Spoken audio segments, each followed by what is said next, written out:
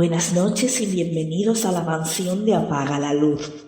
Mi nombre es Yolika y a partir de ahora me convertiré cada noche que nos visitéis en vuestra anfitriona. Podréis llamarme Marquesa da Lua. En mi mansión tendréis el placer de conocer a distintos personajes que nos llevarán por el mundo de los misterios, las leyendas, los mitos, el terror y mucho más. Quien nos acompañará todas las noches es mi querido amigo el Conde Bennett, el cual nos llevará a viajar y conocer un mundo lleno de misterios. También nos acompañará nuestro lector en las tinieblas. Cada noche cerrará las puertas de la mansión con un texto que rozará el misterio, lo tétrico, lo oculto. Solo una cosa más. En esta mansión se entra con la luz apagada. Así que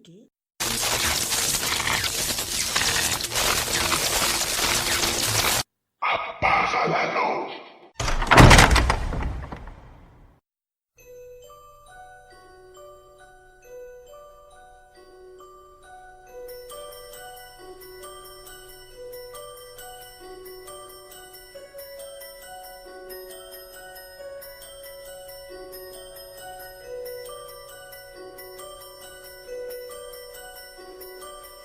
Dancing bears, painted wings, things I almost remember, and a song someone sings once upon a December. Someone holds me safe and warm, horses prance through a silver storm, figures dancing gracefully across my memory.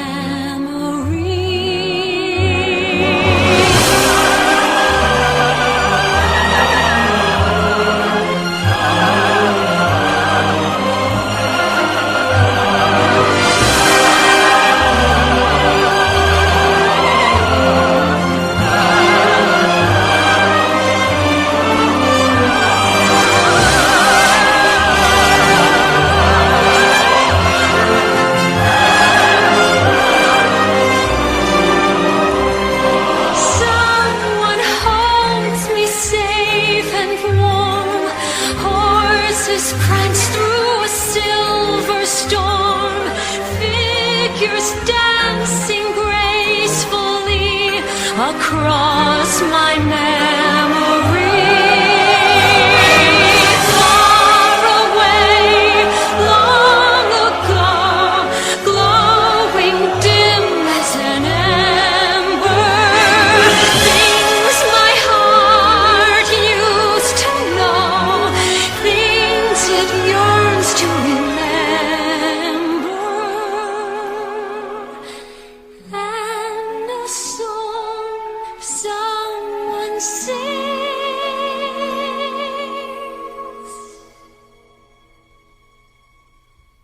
once upon a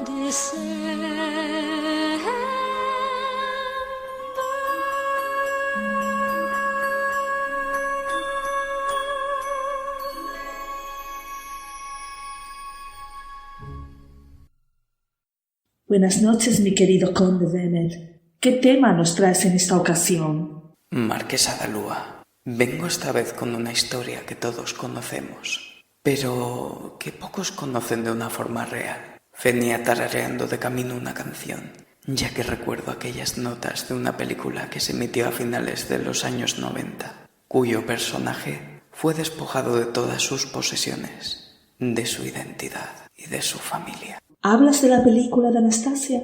Ese personaje lo conozco. Fue una historia con un final muy feliz, ya que después de todas las dificultades que atraviesa, consigue llegar a reencontrarse con su familia y a enamorarse. Da a entender que a partir de ese momento todos fueron felices y comieron perdices. Hablaba de esa película, pero se ha equivocado en el transcurso de los acontecimientos y sobre todo en el final de la historia. No me lo puedo creer. ¿Me quieres decir que la gran duquesa Anastasia Romanov, hija del último zar ruso, no llegó a reencontrarse con su familia.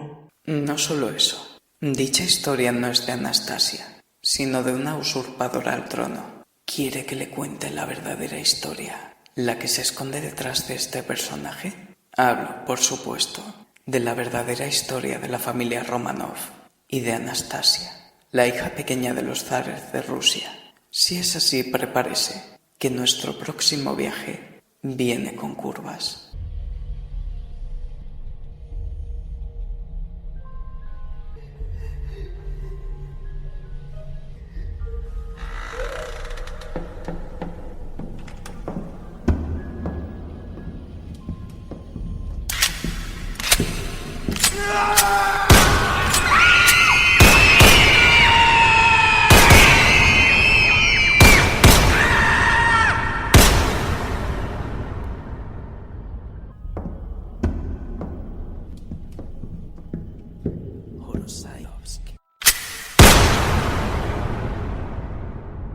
Estoy ahora mismo desencajada. ¿Qué le sucedió a este personaje? No voy a desvelarle todavía el final de esta historia. Por ahora, le puedo adelantar que el final ideal de Anastasia hubiera sido volver a ver a su abuela y también volver a la vida que le fue arrebatada. Pero ninguno de los Romanov lo haría. Tenemos una historia entre manos, en la que el miedo y la injusticia social es el verdadero motor de los acontecimientos. ¿Miedo? ¿De quién hacia quién? Miedo de un pueblo sometido, tanto a la voluntad de ciertos monarcas que no tuvieron ninguna consideración hacia él, como a una iglesia que reforzaba su autoridad. ¿Concretamente de? Una facción del pueblo que reclamaba justicia hacia sus semejantes, los bolcheviques, en contra del sistema en el que el zar era el representante. Toda la furia de un pueblo sometido caerá sobre el último zar que existirá en Rusia, Nicolás II. Creo que me has convencido, mi querido conde. Quiero saber más sobre este tema. ¿Empezamos por Nicolás II y terminamos por Anastasia? Perfecto. Debería empezar a contarla desde muchos años atrás, debido a que hubieron en la historia de Rusia personajes que se ganaron la fama de crueles y temibles, y que además ostentaban el poder sin límites a su voluntad. Iván el Terrible fue uno de los monarcas más temerarios del siglo XVI. De este personaje se desprenden leyendas, como la que dice que fue capaz de sacarle los ojos al arquitecto que dirigió la obra de la iglesia del Beato Basilio, cerca de la Plaza Roja, en Moscú. Ya a principios del siglo XX, gobernará Rusia un monarca sin experiencia, al cual la fuerza de los mismos acontecimientos que estarán por llegar caerán sobre sus hombros, aplastándolo como si fuera una mosca y cambiando el destino de Rusia. Hablamos de Nicolás II, un hombre cuyo reinado ya comenzó a estar marcado por la superstición y la mala suerte. Se dice que el día de su coronación, en el año 1896, hubo un accidente en las tribunas, cuyo derrumbe provocó centenares de muertos. Tuvo además 5 hijos, de los cuales el último padeció una enfermedad conocida como la hemofilia, que provocaba que ante cualquier mínimo golpe se desangrara. La preocupación por su parte de continuar el linaje Romanov era grande. El resto de su descendencia eran hijas, y como ya sabemos, la línea dinástica se transmitía mediante los hijos varones y primogénitos. Estos acontecimientos de los que me hablas fueron provocados por la furia del pueblo. ¿Qué motivo podían tener en aquel entonces para rebelarse contra su monarca? El malestar que padecía una gran parte del pueblo. La Rusia de principios del siglo XX, en comparación con otras partes de Europa, se había quedado muy atrasada, tanto ideológica como técnicamente. Se mantuvieron en un sistema feudal, como en la Edad Media. La mayoría de los habitantes de la Rusia imperial eran agricultores y obreros, y estaban sujetos a unas condiciones muy duras de vida. Los agricultores no solían disponer de tierras para ellos, y encima de todo lo que trabajaban, tenían que pagar impuestos monetarios en especie a sus señores, a la iglesia y al zar. Trabajaban duramente en el campo bajo condiciones climáticas muy duras. No cobraban lo suficiente para una alimentación que cubriera sus necesidades básicas. Los obreros corrían una suerte parecida, ya que también trabajaban horas y horas. sin ningún tipo de seguridad, mientras que en otras partes de Europa ya se estaba planteando una reforma laboral. Vivían en hogares junto a sus familias, en condiciones inhumanas y cobrando una miseria. Una gran mayoría de personas malvivía, mientras que otros personajes más cercanos a los zares disfrutaban de unas condiciones de vida inmejorables. Era injusto que los que más trabajaban y más aportaban a la base de la economía del país tuvieran que malvivir y pasar hambre. ¿Qué hizo que toda esa presión estallara? Todas estas circunstancias ahogaron al sector más pobre de la población cuando llegaron las guerras. Los campesinos y los obreros estaban obligados a ir al frente. Y tengamos claro que no estaban preparados para ir, ya que no estaban instruidos en la milicia. Concretamente hubieron 2 guerras importantes, en las que además se produjeron numerosísimas bajas del ejército ruso. La guerra contra Japón en el año 1905 y la intervención de Rusia en la Primera Guerra Mundial en el año 1917. Rusia se centró en producir para abastecer a los soldados que iban al campo de batalla, y eso conllevaba que los recursos del país se centraran en la guerra y no en el pueblo, a la par de que numerosas familias veían partir a sus hijos al frente, cambiando la azada por el fusil, y muchas no los veían regresar. Además, el mismo zar, que tenía titulación militar, no era muy inteligente a la hora de diseñar planes estratégicos en el campo de batalla. Se había provocado una situación que hará que una gran parte del pueblo, conocida como el sector bolchevique, se rebele contra el zar y su corte aristocrática. El pueblo se hartó de ver cómo morían sus compatriotas por malas decisiones emanadas de un líder con cuerpo de barro. Sus demandas tampoco eran escuchadas y además fueron reprimidas duramente en una manifestación llevada a cabo en enero de 1905, conocida como el Domingo Sangriento, que se cobró la vida de más de 300 rusos y produjo cerca de 1000 heridos. Con todo esto, era hora de terminar con la esclavitud. Había que continuar con el legado que Francia había iniciado contra Luis XVI y que tanto había cambiado a la sociedad y sus creencias. Había que terminar con la monarquía absoluta. ¿Hasta qué punto era responsable el zar de todo lo que sucedía? Para mí el personaje del zar pecó de ignorancia. Es cierto que sobre él recayó el peso de todos sus antepasados y de un sistema que durante mucho tiempo fue minando la paciencia del pueblo ruso.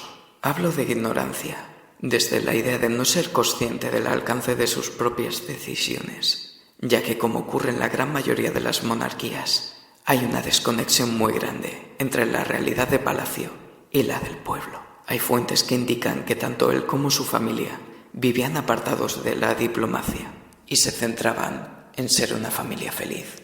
Pero su pasotismo tampoco le permitió escuchar el consejo de un personaje muy cercano a la familia y a él mismo. Si menciona a Rasputín, ¿sabe de quién estoy hablando? Rasputín, un monje de apariencia siniestra, de largas barbas, flaco y una mirada que inspiraba temor y respeto. Eso es. Además de esa descripción que ha hecho, también hay que añadir que se ganó una fama de persona un tanto desequilibrada. Este personaje entró en la familia debido a la hemofilia que padecía Alexei, el pequeño zarevich. Hoy en día esta enfermedad es conocida y controlada. Entonces era una maldición desconocida que fácilmente podía provocar la muerte de aquel que la padeciera. Esta recayó sobre el pequeño y después de varios intentos de la familia por buscar una solución desesperada ante esta enfermedad, conocieron a Rasputín, quien se ofreció a curarle mediante sus oraciones y prácticas, que parece que fueron efectivas. La única esperanza que tenían para que sobreviviera a su hijo y con él la dinastía Romanov era dejarlo en manos de Dios. Poco a poco Rasputín fue ganándose la confianza de la familia del zar, hasta llegar al punto de atreverse a opinar sobre la futura intervención en la Primera Guerra Mundial del zar. Sé que todo depende de ti, Nicolás Alejandrovich. Los que quieren la guerra no saben que vamos hacia nuestra perdición. Tú eres el zar, el padre del pueblo. No lo permitas. Nunca habrá habido desde el origen de los siglos un martirio semejante al que le espera a Rusia. Y permitió que Rusia entrara en... Exacto. Pero una desgracia iba a predecir un mal presagio.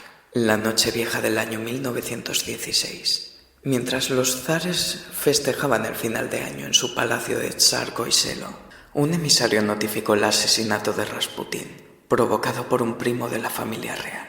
Fue encontrado flotando en el río, con signos de puñaladas, por las acusaciones de pederastia que recayeron sobre él. Recordó entonces el zar la última frase que escuchó de su boca. Debes saber, Nicolás Alejandrovich, que no pasarán 6 meses de mi muerte sin que tú pierdas tu imperio y tu hijo. Estas fueron las últimas palabras de Rasputín. Y también será la última noche vieja que el zar y su familia pasarán en un palacio. Será capaz de predecir el final del imperio, comenzando por una serie de revueltas y continuando con la abdicación del zar ante Kerensky. Recordemos que sus últimas palabras como monarca fueron: que Dios nuestro Señor ampare a Rusia.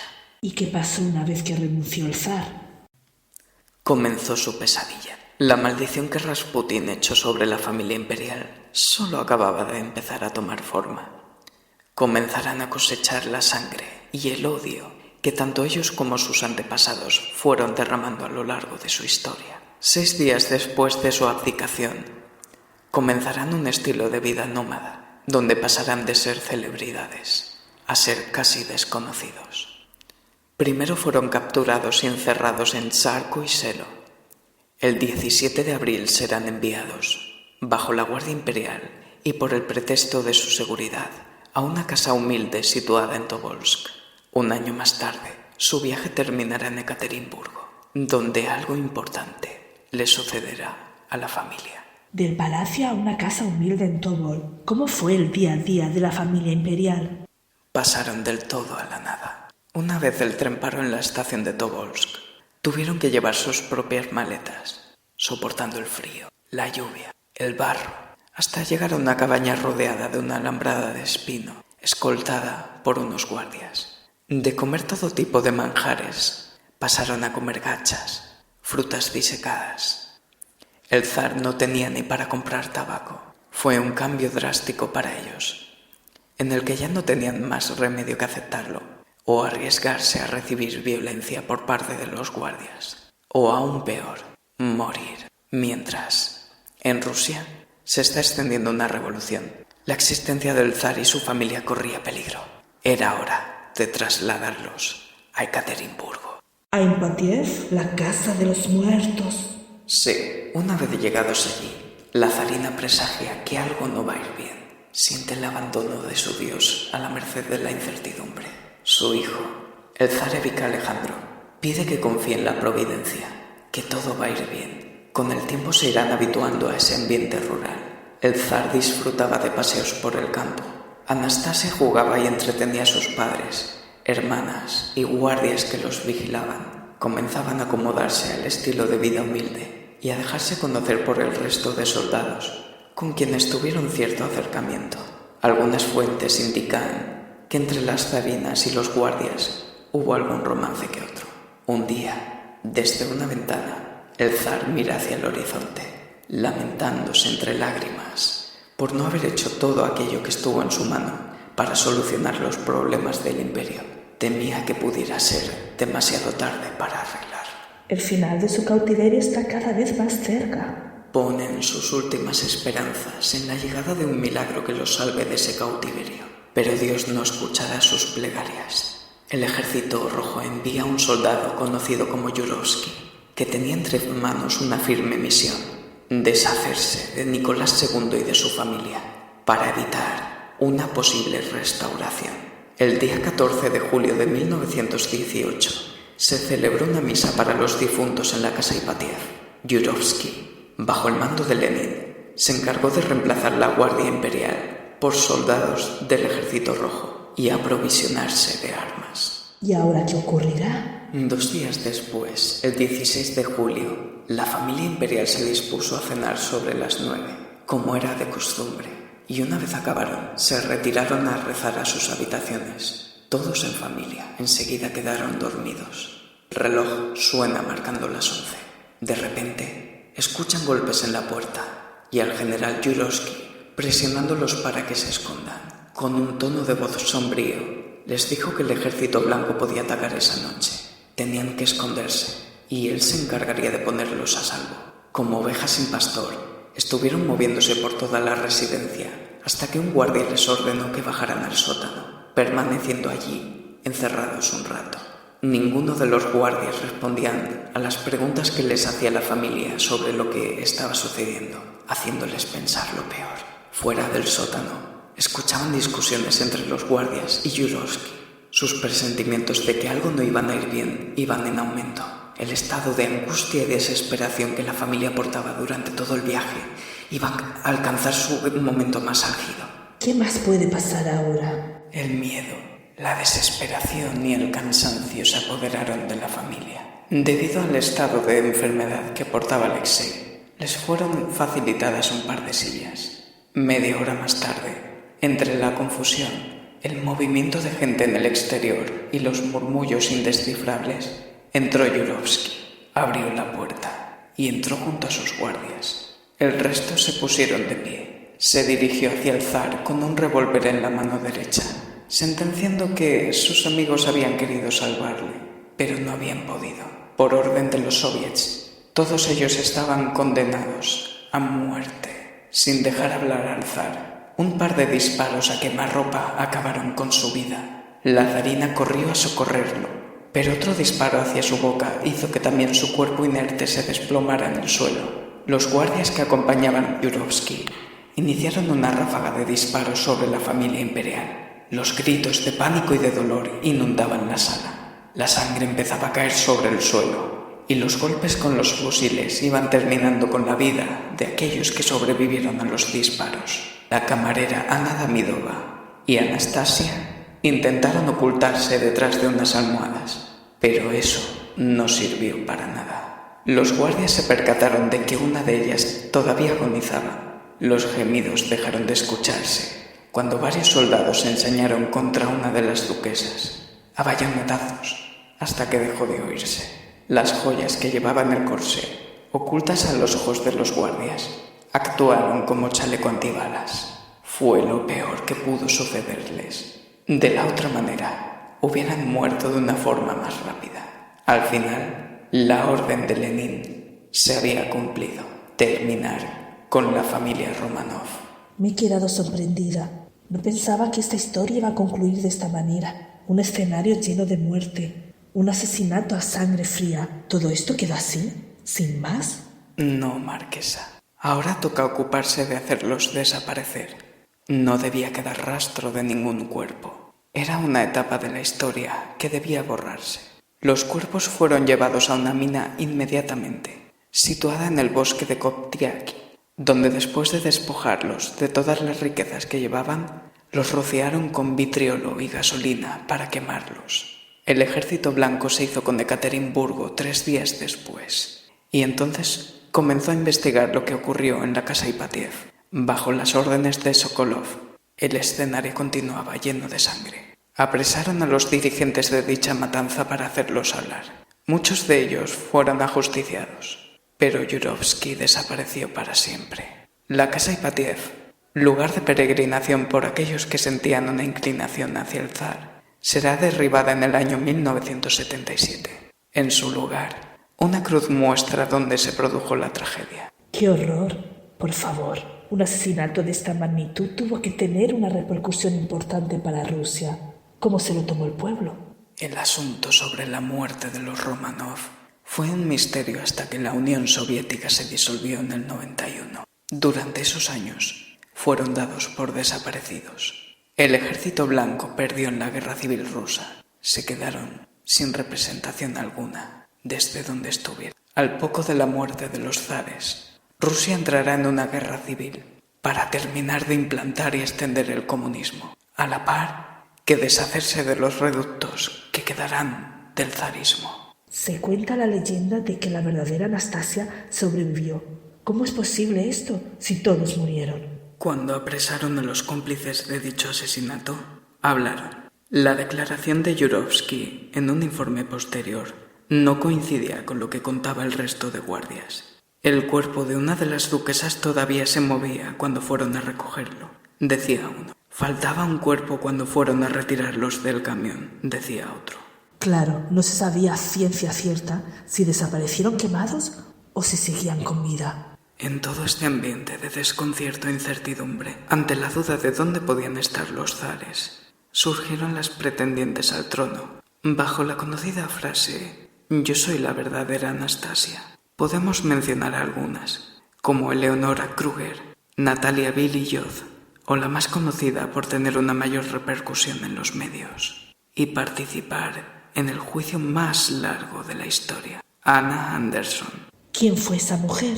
Un día corriente del año 1920, apareció una mujer en Alemania, en el puente Wendler, tratando de suicidarse, por lo que fue ingresada en un hospital en Berlín, bajo el nombre de señorita desconocida. Tanto el personal que había dentro del hospital, como algunos compañeros suyos, la empezaron a relacionar con la princesa Tatiana, por su parecido.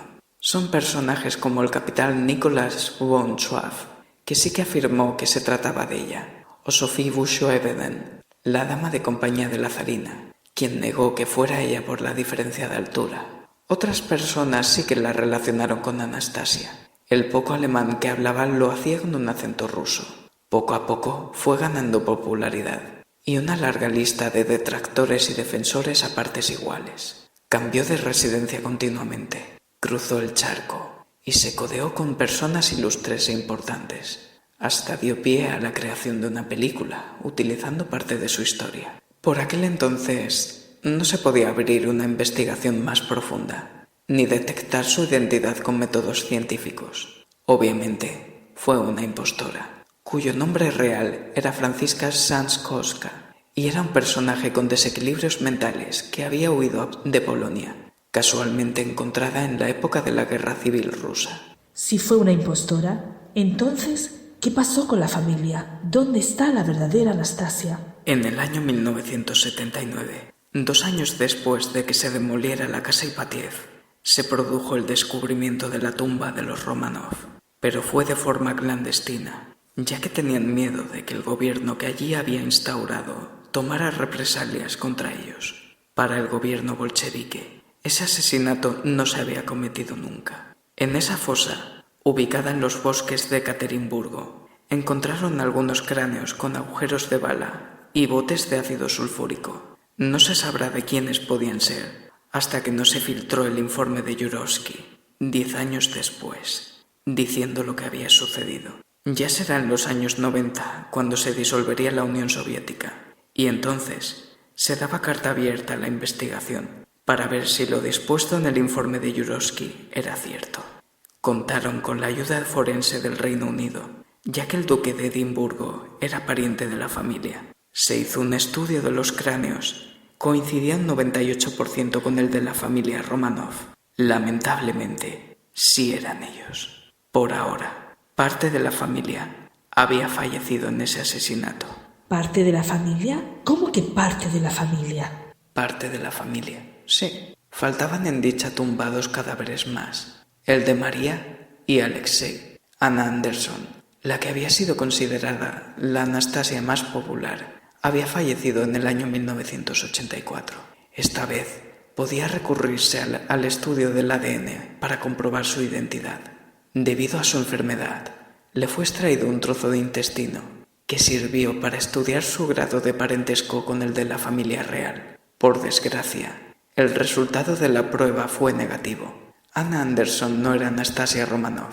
Ahí se vio claro que en realidad era Franziska y era de origen polaco, como había comentado antes. Los restos de la familia Romanov, los que ya se habían encontrado, fueron canonizados y enterrados en el año 1997 en la Catedral de San Petersburgo. Una nueva investigación, en el año 2007, hallaría 2 nuevos cadáveres cerca de la fosa, calcinados. Las pruebas de ADN realizadas relacionaron dichos restos con los de María y Alexei. Quedaba así demostrado, de manera oficial, que toda la familia imperial había sido aniquilada. Entonces, mi querido conde, ¿qué conclusión podemos sacar de toda esta historia?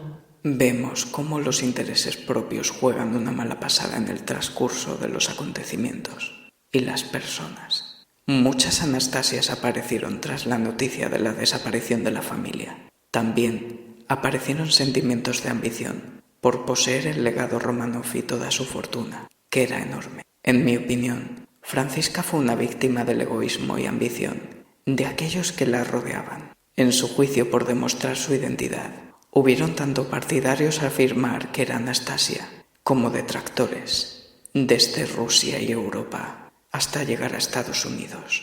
Una persona que estuvo desequilibrada, tal cual la definen sus biografías, siendo un pelele de aquellos que peleaban por la riqueza imperial y quienes querían conservarla. Por otra parte, muchos hablan de la tiranía de Lenin al ordenar su matanza indiscriminada hacia la familia.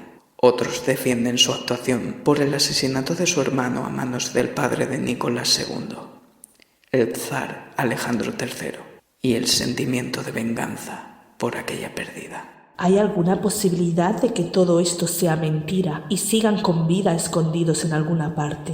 Es posible, marquesa, pero me temo que eso debe quedar bajo la opinión de aquel que se adentre en la oscuridad de la casa Ipatiev. Nunca se sabe hasta dónde podemos llegar a adentrarnos en la historia y las conclusiones que uno mismo puede sacar, enfrentando la verdad frente a las leyendas e intereses que envuelven a este tema. Hay que andar con mucho cuidado. Si investigamos demasiado, podemos toparnos con una realidad oscura y siniestra. ¿Estamos dispuestos a correr este riesgo? Tanto usted como yo, como nuestros oyentes. Por supuesto que sí. Ha sido un placer escucharte de nuevo, mi querido amigo conde. Creo que nos vamos a llevar muchas intrigas sobre este asunto y sobre los que vendrán más adelante. El placer ha sido mío. Y recuerden una cosa. Antes de que tanto usted como nuestros espectadores se vayan a dormir con esta historia, no se olviden de una cosa. Apaga la luz.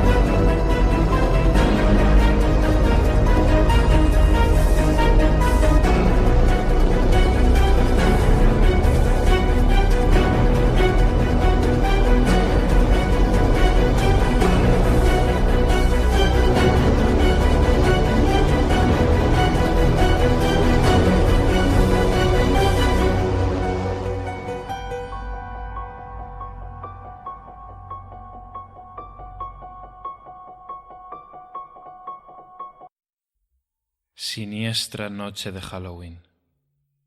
Ya estaba preparada la fiesta de Halloween en casa de Marta. Todos los años organizaban este evento con su hermana Eva y su novio Javier. Decoraban la casa con calabazas, velas, arañas fluorescentes, etc. Alquilaban películas de terror y contaban historias de miedo. Las chicas estaban algo inquietas porque Javier se retrasaba para llegar. Marta cogió su móvil para llamarle de nuevo, pero éste se adelantó.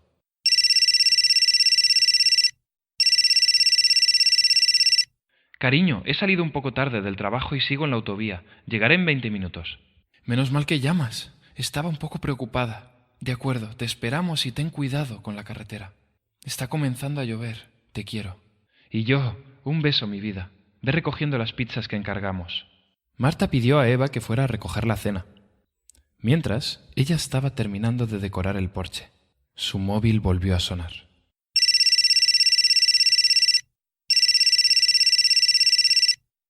¿Quién es? Sier Irom. ¿Perdone? No le entiendo. Sier Irom. Déjese de bromas. Javier, si eres tú, no tiene gracia. Un gruñido estremecedor asustó a Marta, provocando que colgara la llamada.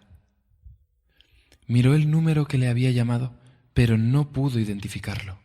Eva volvió con la cena y se dio cuenta de la palidez en el rostro de su hermana. «Marta, ¿estás bien?» «Es que he recibido una extraña llamada. Decía así como Sier Irom y después un gruñido espantoso». «Sería una broma de Javier. Pues como sea así, la vamos a tener». El móvil de Javier decía que el teléfono estaba apagado o fuera de cobertura. «Marta, te veo enfadada. ¿Qué ocurre?» «Que no coge el móvil y debería haber llegado ya. ¿Sabes lo que pienso? Que nos está gastando una broma. Seguro que nos está observando y riéndose de nosotros en este momento. Lo mejor es no hacerle caso. Ya se aburrirá. Espero que así sea. Mira, yo tengo hambre. ¿Cenamos ya? Si ve que empezamos sin él, quizás deje de bromear. Te confieso que me ha dado miedo. Anoche recibí una llamada similar y Javier estaba durmiendo conmigo. Pude escuchar esa palabra y colgué. Sería un fallo en las líneas telefónicas. Puede, dijo Marta con mirada preocupada hacia la puerta. Eva rompió ese silencio que se hizo entre las dos diciendo: «Entonces, ¿cenamos o le esperamos?» Marta estaba cada vez más preocupada. Tenía un mal presentimiento y contestó: «Vamos a guardar las pizzas y le esperamos». De repente, su móvil comenzó a sonar.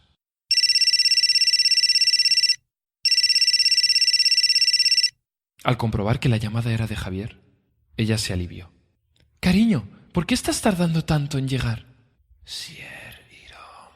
«Estoy harta de tus bromas. Ven cuando te dé la gana. Nosotros cenaremos sin ti».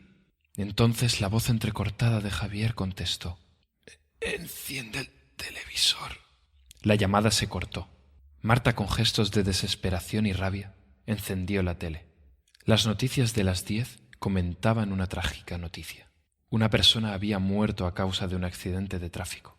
Las dos hermanas contemplaban horrorizadas la matrícula del coche de Javier. El vehículo quedó destrozado y en la carretera se hallaba un cadáver.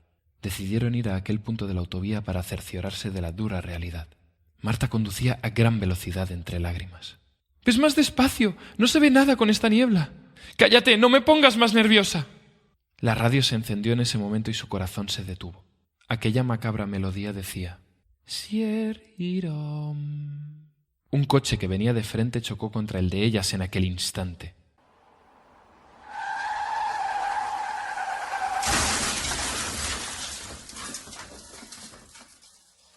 El vehículo dio varias vueltas de campana.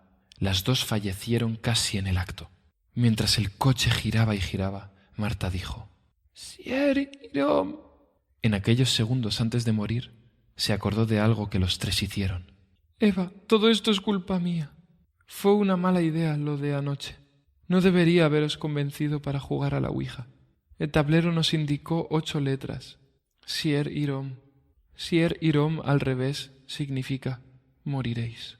Su voz se apagó y la oscuridad se cernió sobre ellas.